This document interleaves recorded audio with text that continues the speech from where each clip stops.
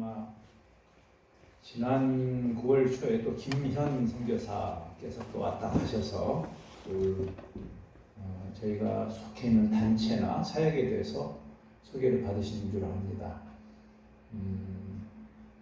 우리나라도 19세기 말에 선교사가 들어오지 못할 때, 그때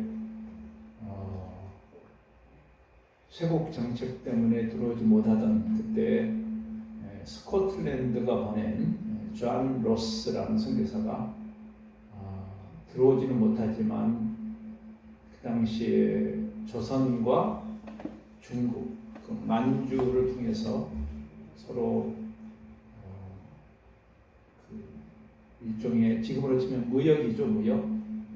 무역을 하던 의주 상인들이 고려문이라는 곳을 통해서 지금 단동 그런 지역이죠. 이 서로 상행위한 것을 보고 한반도에 오진 않았지만 거기서 최초의 결국 우리 한국의 최초의 성도들이 되는 서상윤, 백홍준, 김진기 뭐 이런 초기의 그 의주 상인들을 전도하고 함께 성경을 이렇게 번역하는 일을 해서 선교사가 들어오기 전에 성경이 우리 한반도에 들어오게 되죠. 그래서 여러분이 우리 한국의 그 교회 역사를 보면 황해도의 솔레라는 곳, 송천이라는 곳에 최초의 기독교 공동체가 세워지는 그런 이야기를 들었을 겁니다.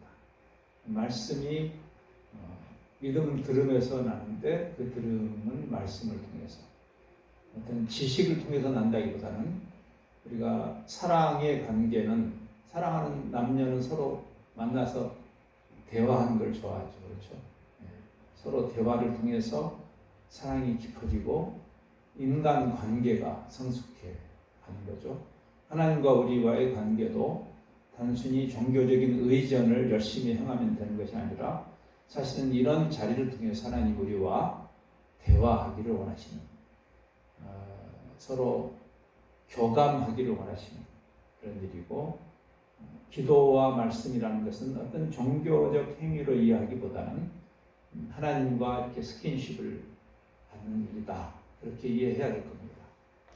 지금 이제 지구상에 한 7,000여 개의 언어가 있는데 그 중에 아직 자기들 말로 기록된 성경이 없는 그런 집단이 여전히 있고, 그래서 우리가 선교적으로 그들에게 다가간다는 것은 그들이 하나님의 말씀을 들을 수 있도록 100년 전에 우리에게 그 존 로스 선교사와 최초의 그리스도인들이 우리 민족을 위해서 그런 일을 했던 것처럼 그런 일이 계속 진행돼야 되는 거죠. 저희 가정도 80년대 인도네시아에 있는 한 종족, 모스코나라는 종족에게 하나님이 우리 가정을 보내셔서 거기서 이제 그 말과 문화를 배우고 그들의 그 언어로 성경을 번역하는 일에 동참을 했습니다. 2000년대 초에 2001년에 신약 성경을 봉헌할 수 있게 되어서 저는 이제 그때 그 사역을 마감하고 저희 단체가 국제 단체인데 이제 국제 본부에서 2002년부터 일을 하게 되는 그런 길을 걸어갔습니다. 그 어간에 여러 다른 사역자들, 우리 목회자들이나 선교사들을 포함해서 다양한 사역자들과 만나고 교감하고 함께 배우는 그런 여정을 오게 됐고, 그 여정 속에 우리 목사님도 만나게 된 것이고, 그러한 하나님의 인도하심이 오늘 또 여러분을 이렇게 뵙게 되었습니다. 지난 오랜 세월, 한 40년 가까이 이 사역에 참여하면서 이렇게 되돌아보면 제가 하나님의 나라를 위해서나 또 미전도 종족을 위해서 무슨 일을 했다라고 말하기보다는 그 여정을 통해서 하나님이 하나님의 말씀을 더 깊이 이해하게 하시고 선교에 대한 이해를 더 깊게 하셨다라고 생각합니다. 선교라는 단어가 성경에는 사실 없어요. 선교라는 개념이 성경에 가득 있습니다. 그러니까 마치 삼위일체, 이제 우리 성화교회의 교회를 삼위 하나님의 관점에서 교회를 이렇게 잘 하나님의 백성으로서 또 성자의 몸된 교회로서 또 성령의 전으로서 이렇게 삼위일체적으로 잘 정의를 하신 것처럼 삼위일체라는 단어가 없지만 성경 가득하게 삼위 하나님에 대해서 이야기를 하기 때문에 성경을 통해서 깊이 있게 하나님에 대해서 배워야 하는 것처럼 선교라는 개념도 그냥 단순 무식하게 으쌰으쌰 하면서 저지르면 되는 것이 아닙니다. 교회 역사를 보면 그런 깊은 이해가 있기 전에 마치 무슨 식민 확장처럼 식민 그 확장주의자들이 정치, 외교, 군사력을 가지고 침범을 하듯이 종교 간의 전쟁으로 오해를 하고 십자군 전쟁을 벌였던, 하나님을 위한답시고 말씀에 대한 깊은 성찰이 없을 때 생기는 잘못된 종교적 시행착오라고 할 수 있겠습니다. 그래서 우리가 말씀을 깊이 이해해야 합니다. 보통 우리가 선교를 말할 때 선교 대회 같은 데 자주 등장하는 몇몇 성경 구절이 있죠.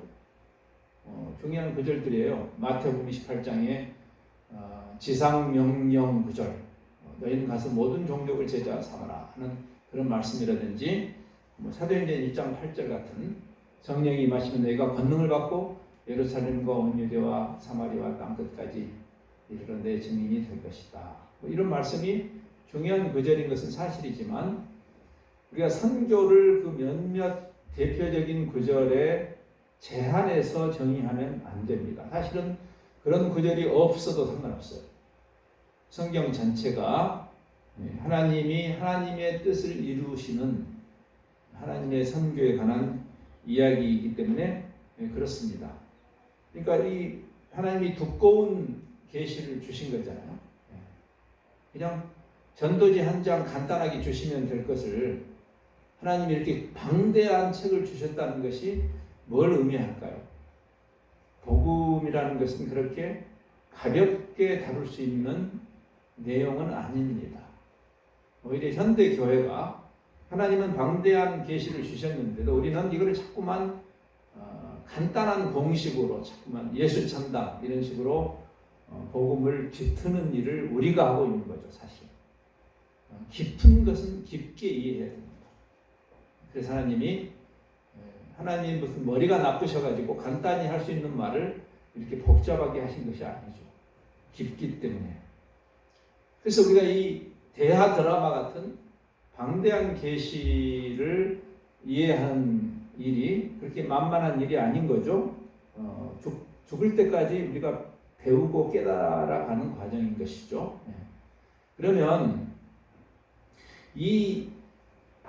여러분이 요즘에는 드라마 같은 것도 이렇게 길게 안 가고 8화, 12화, 길게 가면 16화 이 정도로 끝나지만 여러분 옛날에는 드라마가 무슨 전원일기 같은 생각해보세요.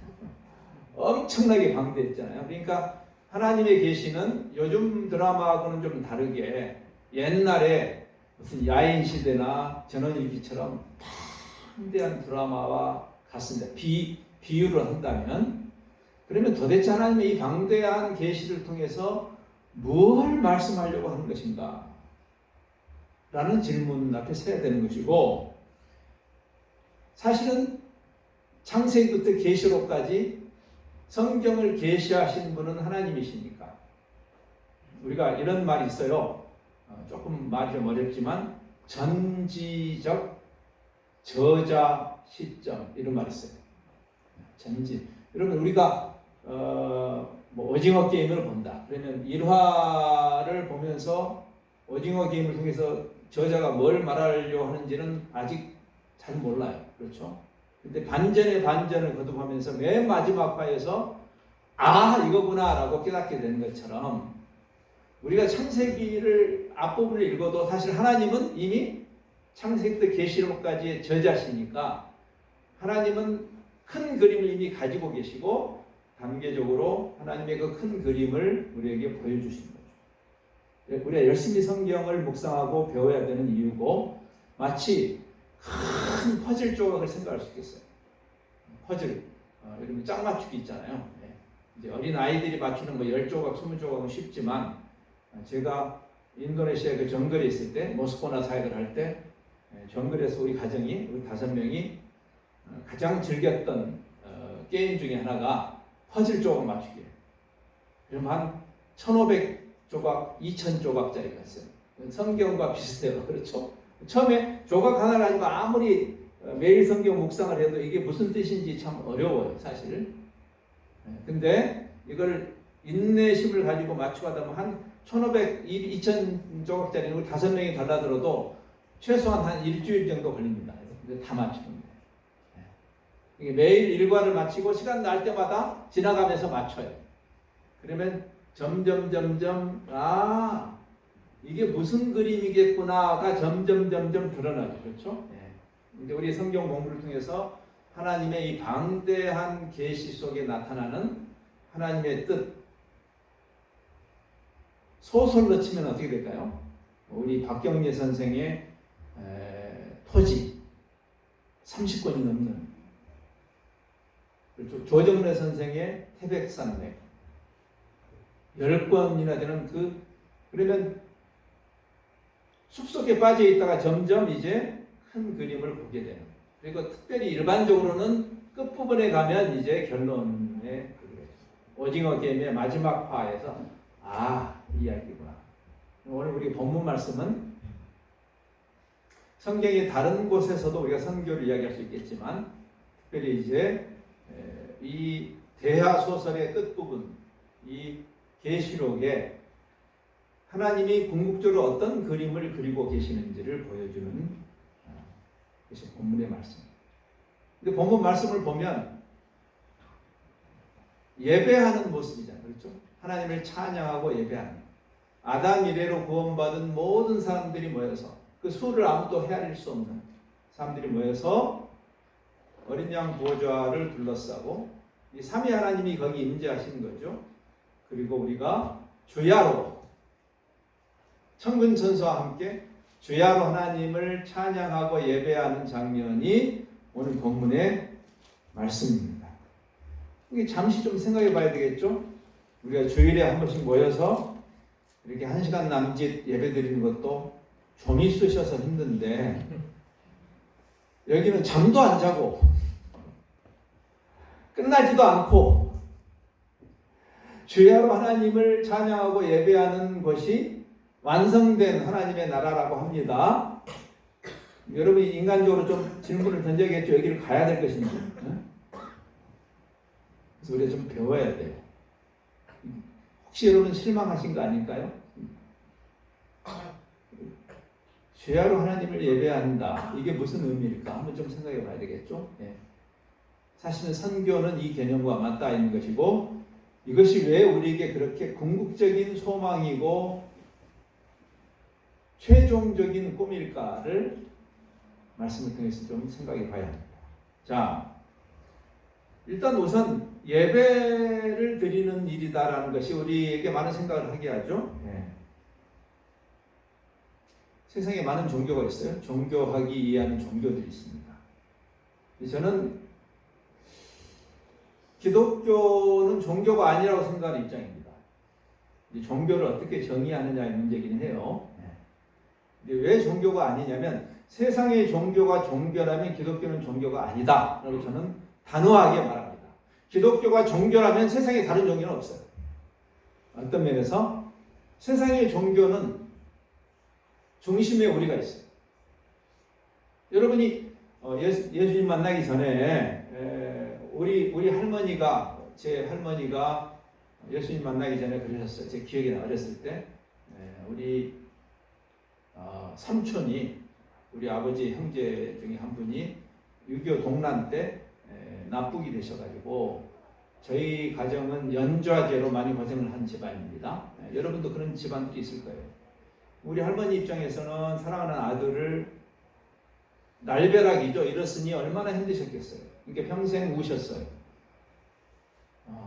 그리고 가서 천지신명께 비셨습니다.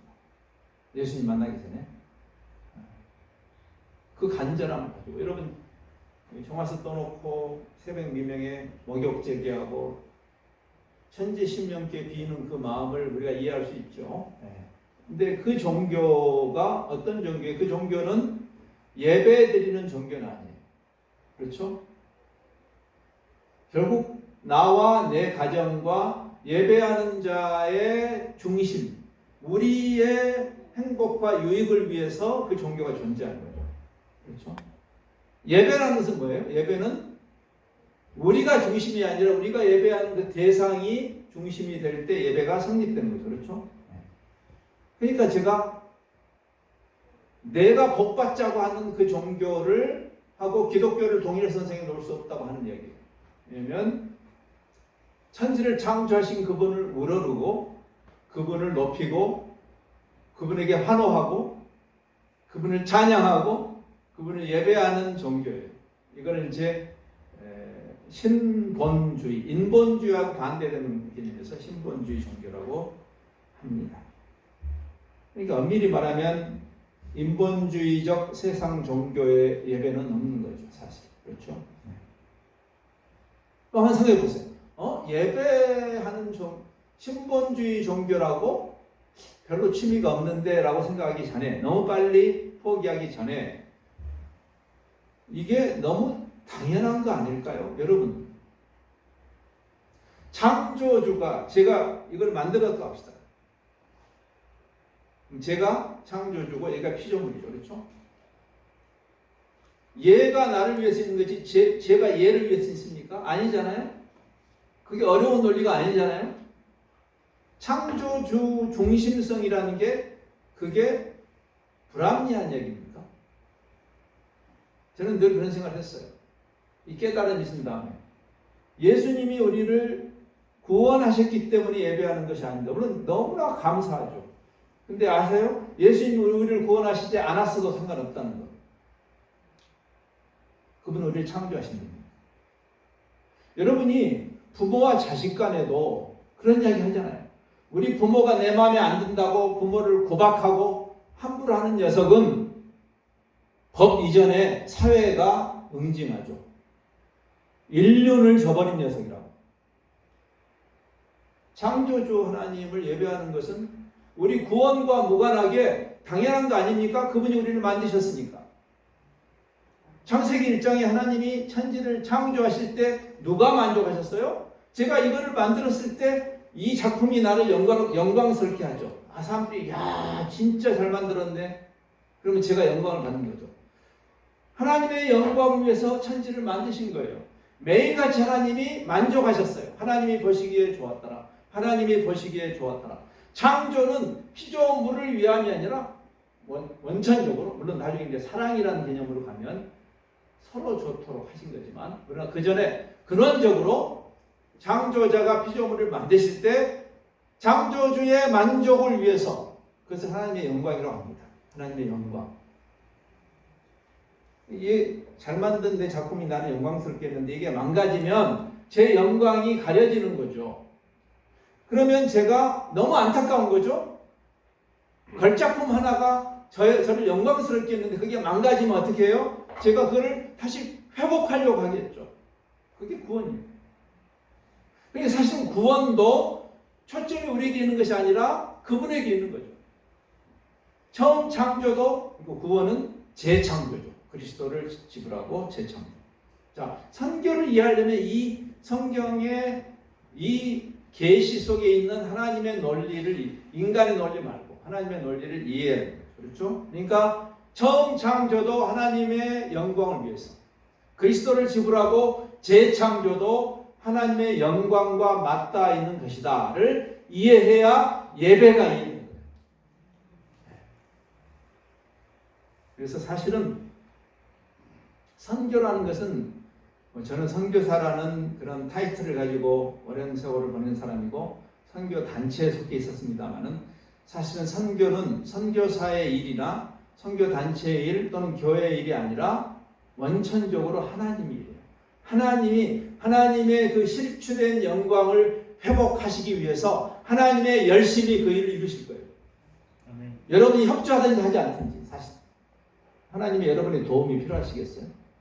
오히려 그 하나님의 그 일에 우리를 동참시키시는 선교에 우리가 동참한다는 것이 우리의 영광이죠. 우리가 선교함으로 하나님을 빚진 자로 만드는 게 아니고 엄마 아빠가 사랑하는 어린 아이를 엄마 아빠 일에 동참시키는 일이 있잖아요. 그렇죠? 엄마가 중추절에 송편을 비는데 얼마 전에 중추절 지났잖아요. 요즘은 송편은 편의점에서 사 잡수시죠. 네. 근데 옛날에는 빚었잖아요. 그렇죠? 이렇게. 그래서 엄마와 딸과 며느리가 앉아가지고 같이 송편을 빚으면 5살 먹은 딸이 쪼르르 와가지고 엄마 나도 할래 하는 그런 대략 난감한 일이 생기잖아요. 그럴 때 우리가 어떻게 해요? 아이고 나 허리 아픈데 이제 네가 빚어. 앵벌이해. 그렇게 하는 부모가 있어요? 그 아이의 도움이 필요한가요? 필요하지 않아요. 사실 방해되지 솔직히 말해서. 근데 하라고죠. 왜? 왜 하라고 해요? 앵벌이 보내려고 하는 건 아니지 않아요. 같이 사랑하니까 참여시키는 거예요. 하나님이 우리를 하나님의 일에 우리 같은 거를 충성되이 여겨서 하나님의 일에 초청하시는 것이지만 사실은 원천적으로 송편 빚는 일은 엄마의 일이지 딸의 일이 아니라 그 말이에요. 하나님의 선교란 말이 있네요. 하나님이 하시는 일인데 거기에 우리를 참여시키시고 우리가 협조하든지 안 하든지 하나님 그 일을 하실 거예요. 세상 모든 민족이 그런 찬양이 있죠. 구원을 얻기까지 쉬지 않으시는 하나님. 물이 바다를 덮음같이 여호와를 인정하는 것이 하박국 선지의 말이죠. 온 세상에 가득하리라. 하나님의 열심히 그 일을 이루실 거예요. 근원적으로 하나님의 일이에요. 왜? 하나님의 영광을 위해서. 이것이 성경이 우리에게 말하는 궁극적인 방향성입니다. 방향성. 회심이란 말의 의미입니다. 회심이란 말은 종교를 갈아탔다는 말이 아닙니다. 개종이란 말이 아니에요. 여러분이 천지신명기에 빌었는데 천지신명이 영험하지가 않아. 예? 뭐 여기 제가 전주역에서 이렇게 오다 보니까 이렇게 무당 표시가 된 그 집을 하나 제가 본 것 같아요. 요즘에는 절 표시로 무당을 많이 합니다. 원래 불교가 그 무당 종교가 아닌데 원래는. 여러분 절 표시도 보세요.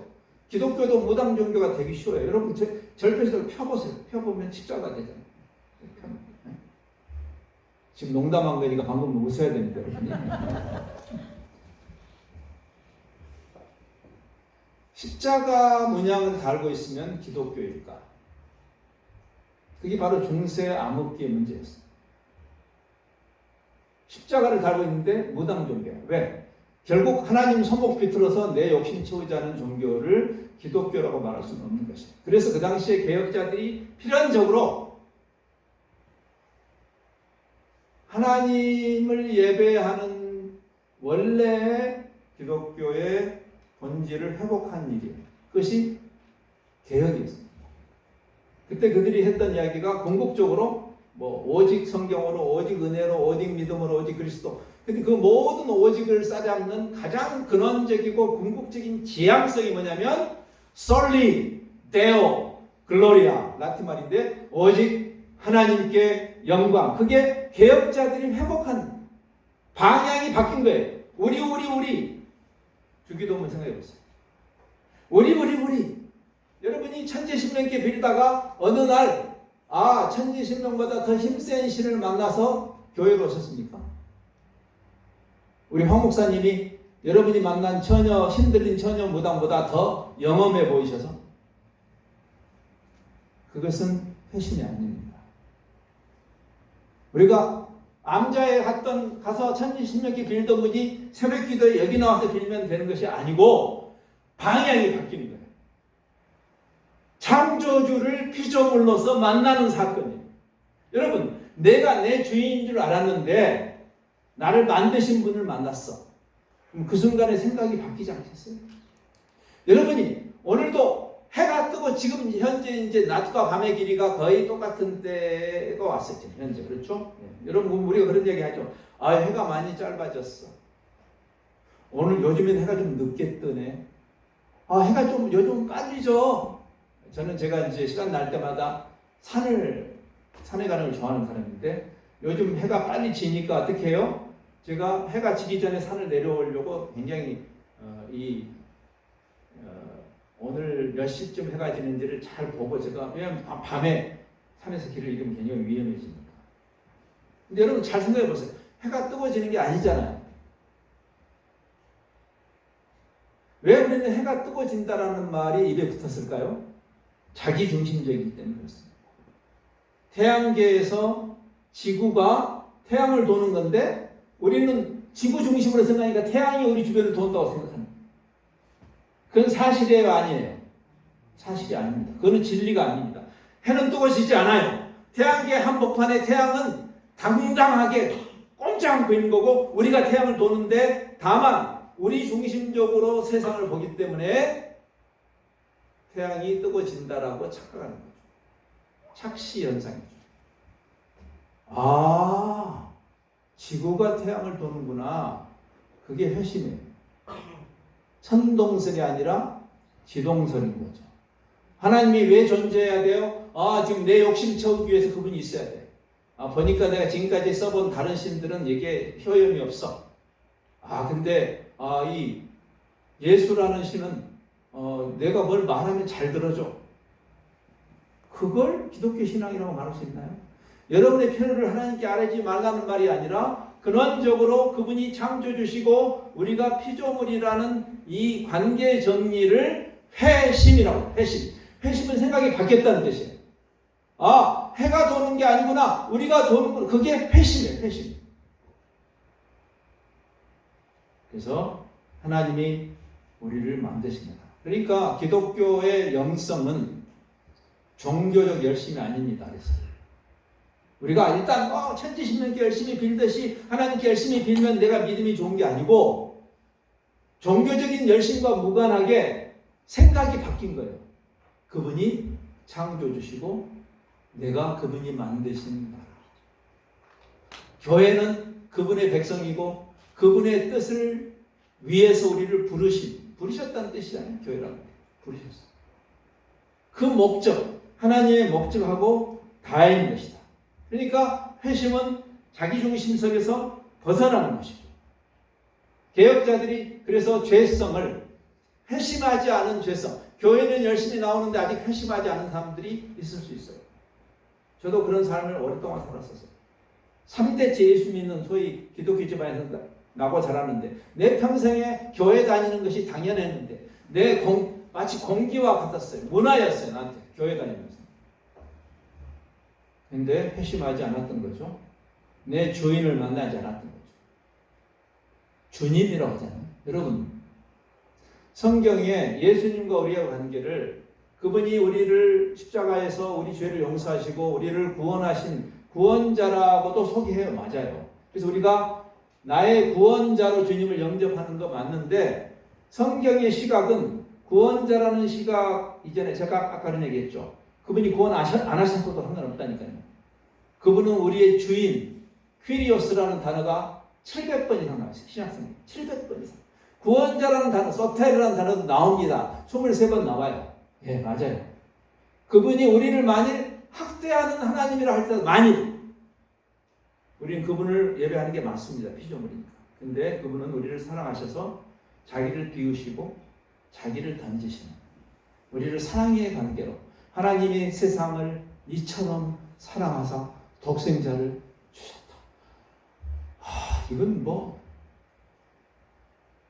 정말 이 말씀을 들을 때마다 가슴 한켠이 뭉클해지지 않는다면 우리는 지금 감정이 죽은 것일 겁니다.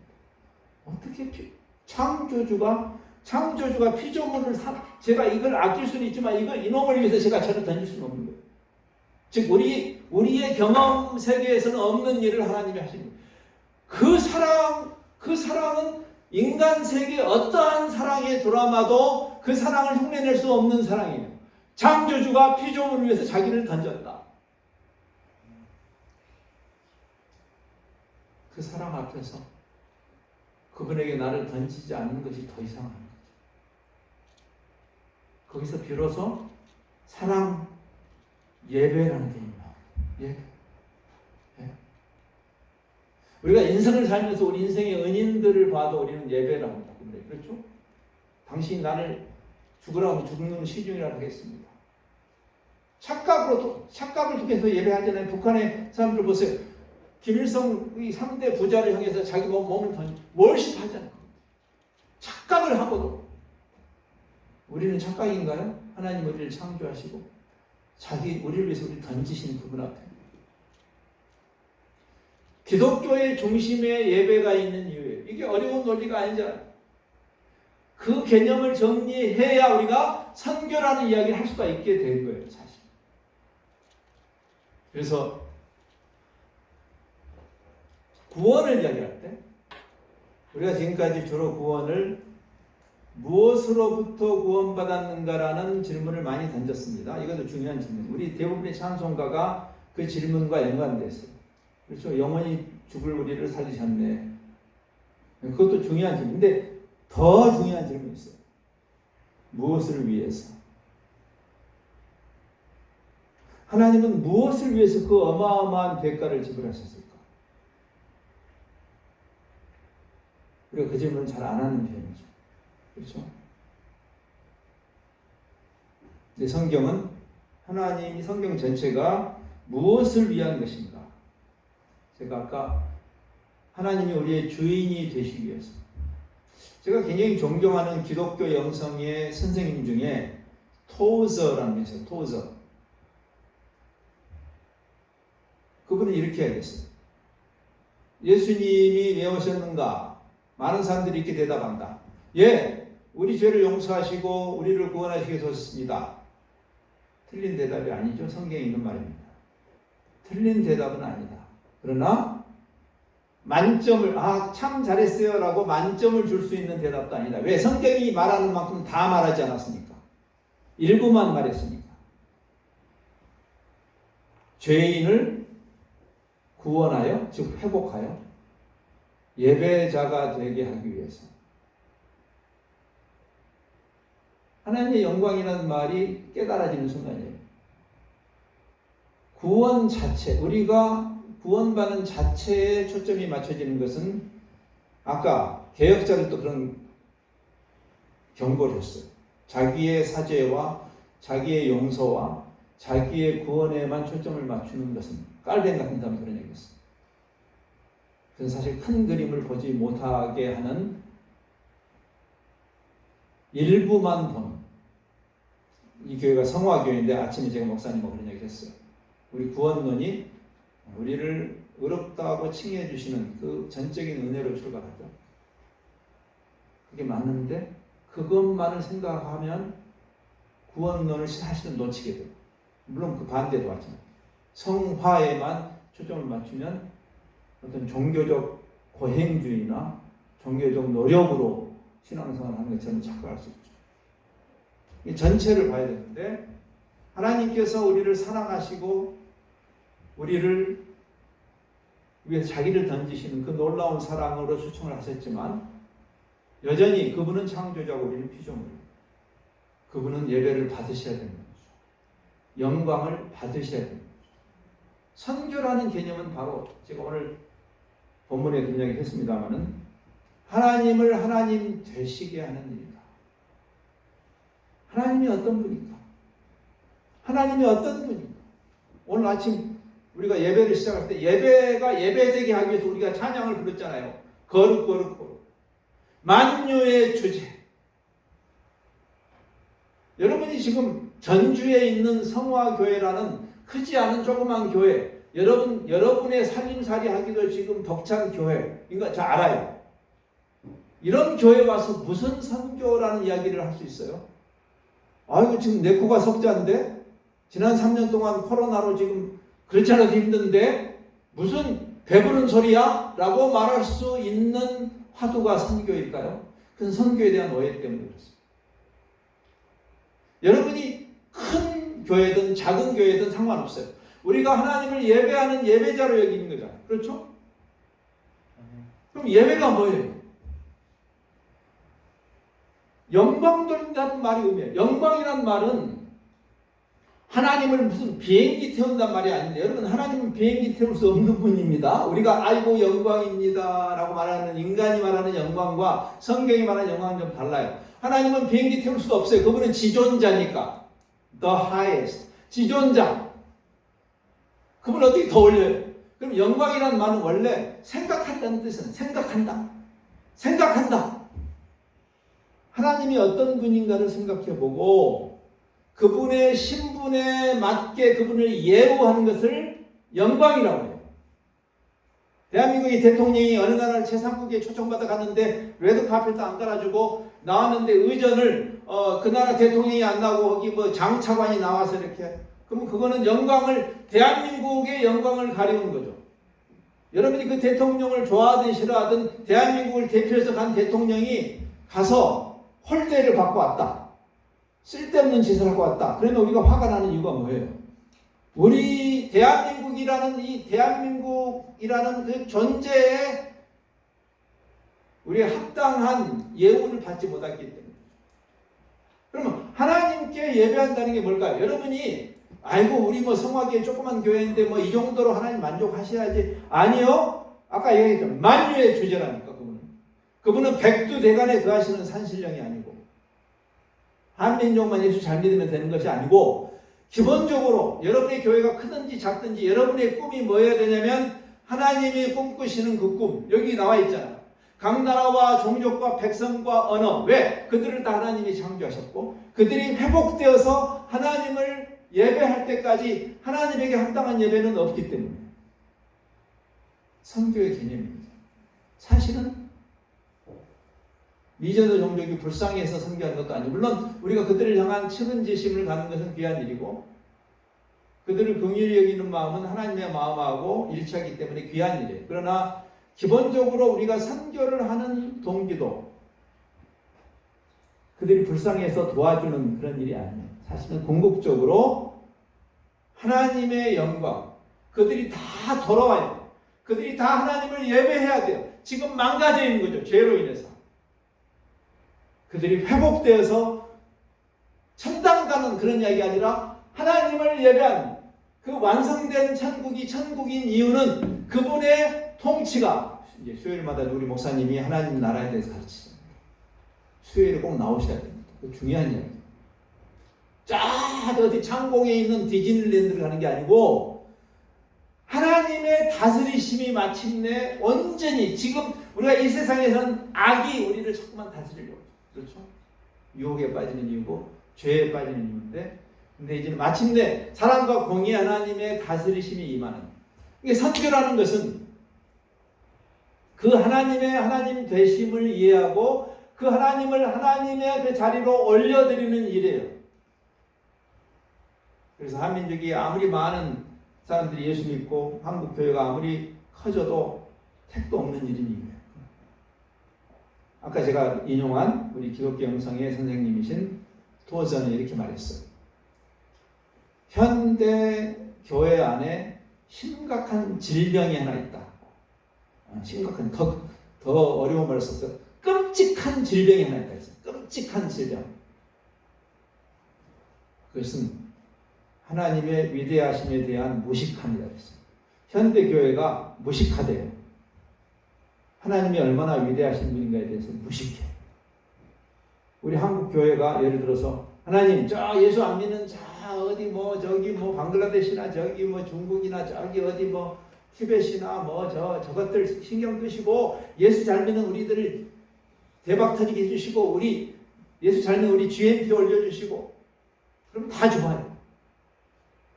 전 세계 옛날에 우리가 핍박받던 우리 한국 민족이 한이 차는 우리 민족을 하나님이 이제 길을 살려주시고 막 한류를 일으키시고 이제는 온 열방 위에 한국 사람이 우뚝 서게 해주세요. 그거는요 천지신명께 비세요. 그런 건 하나님에 대한 능욕이에요. 하나님은 만유의 하나님이시지 대한민국의 하나님이 아니시기 때문에 하나님이 어떤 특정 종족을 편애하시는 성경은 그것을 외모로 취하신다라는 말로 표현하고 있어요. 그 관용구죠. 하나님이 유대인만을 특별히 사랑하신 하나님. 지금 유대주의자들의 문제가 거기 있어요. 미국 사람들이 문제가 뭔지 아세요? 하나님이 미국 사람을 특별하게 사랑하신다고 그렇게 주장해요. 뭐 착각은 북한에서도 자유입니다, 여러분. 네, 그건 착각이에요. 끔찍한 질병이 있다. 하나님의 하나님 되신 위대하심에 대한 무식함이다. 왜 성화교회가 선교를 생각해야 될까요? 그것이 오늘 하나님이 이 대화 드라마를 통해서 궁극적으로 그리시는 그림이고 여러분의 교회의 규모와 무관하게 우리는 그 그림을 향해서 가고 있어요. 하나님이 꿈꾸시는 그 꿈을 여러분이 꿔야 하고 하나님이 그 들으시는 그 환청을 들어야 돼요. 그래서 성령님이 임하셨을 때 그날 요엘 선지자의 그 예언을 인용해서 말세 내가 내 영으로 하나님의 영으로 모든 육체에게 부어주겠다. 그때 하나님이 꿈꾸시는 그 꿈을 젊은이들이 늙은이들이 청년들이 볼 것이다. 누구든지 주의 이름을 부르는 자는 구원을 얻을 것이다. 비로소 하나님이 각 나라와 종족과 백성을 통해서 예배를 받으시는 그 자리, 그게 결론이 성경의 결론. 여러분의 꿈이 비록 조그만 지역교회 여러분이 현실적으로 머물러 있지만 여러분의 꿈이 주여 우리 교회가 저 빈자리가 꽉 차긴 이 정도의 꿈을 꿔서는 안 된다는 말이죠. 그래서 하나님이 주신 꿈이 아니니까 주님 작은 무리지만 예수님께서 그 말씀하셨잖아요. 작은 무리야 두려워하지 말라.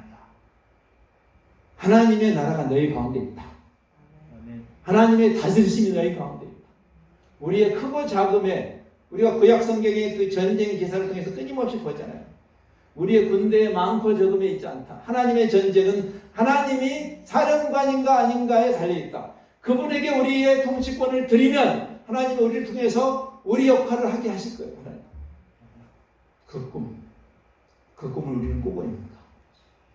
우리는 그 꿈을 통해서 하나님을 하나님 되시게 하는 것입니다.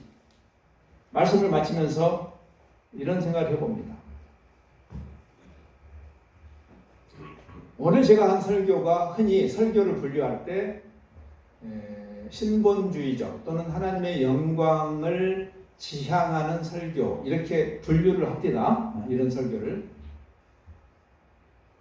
그럼 이제 질문이에요.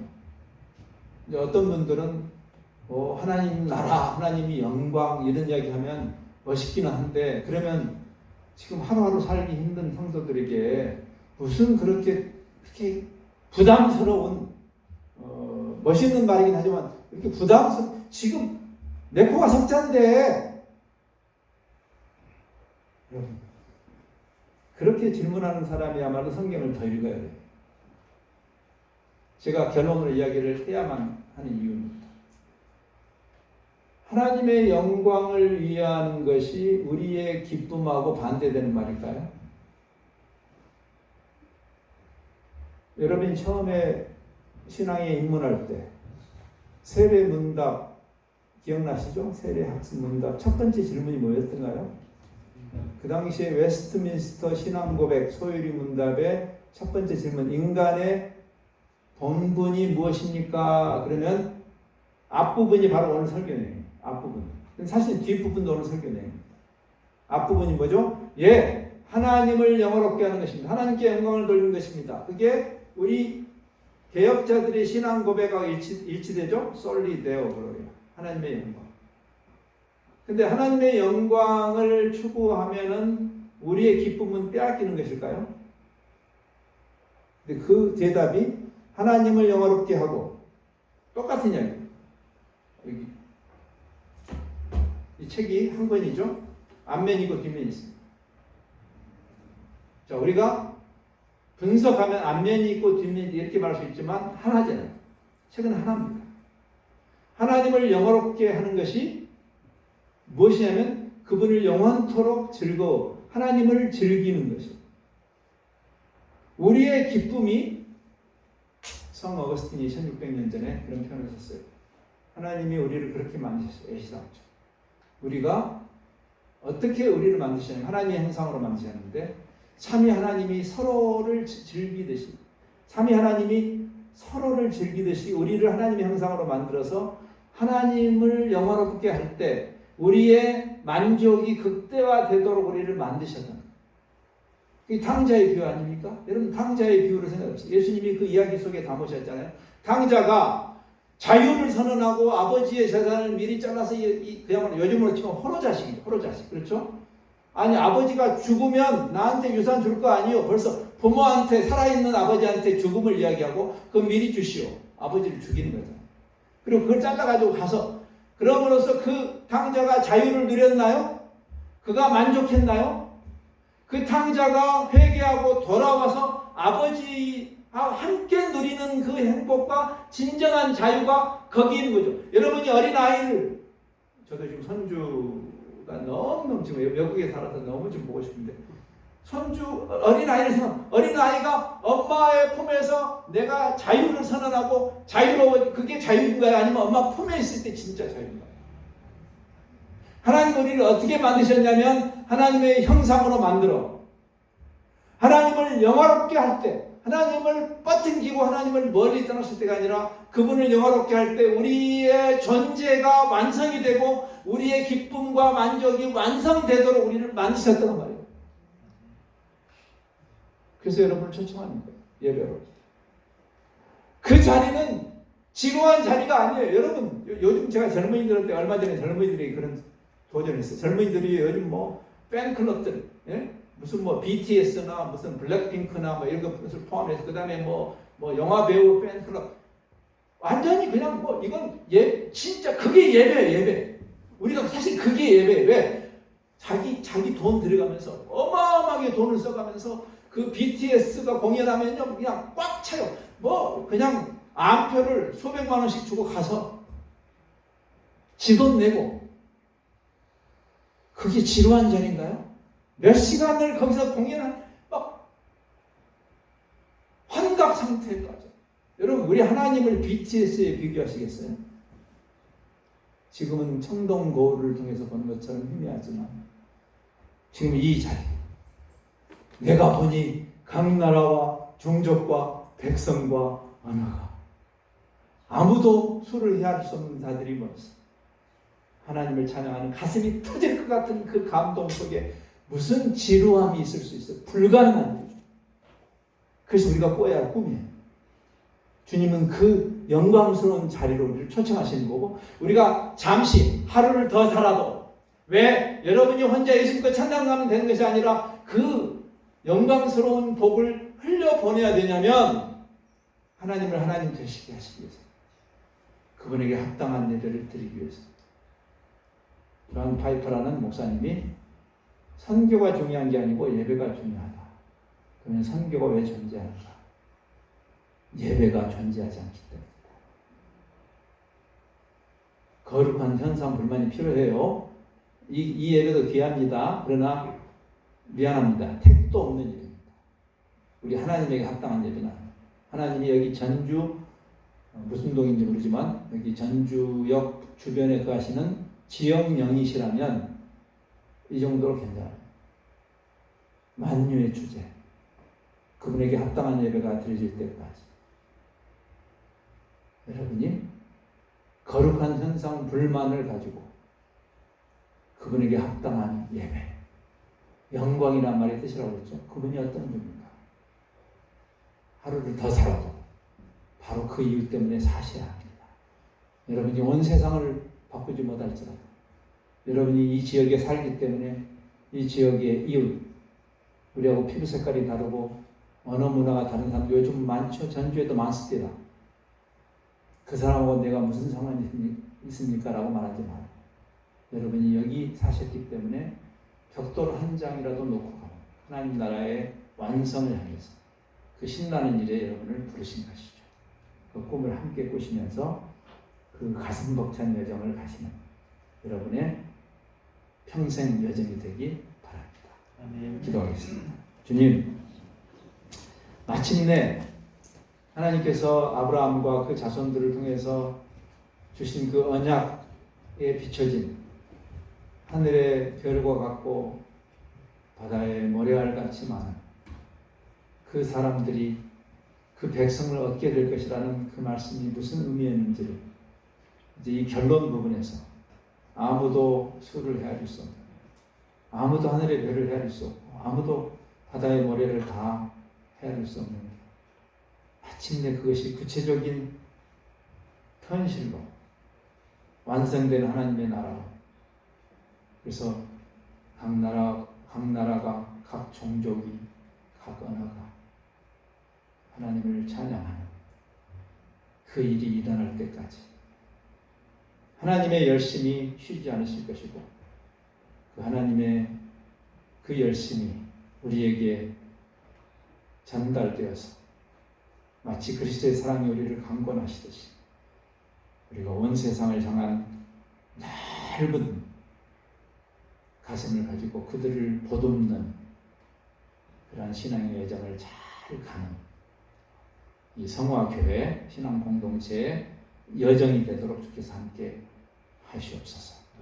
주님을 찬양합니다. 예배합니다. 예수 그리스도의 이름으로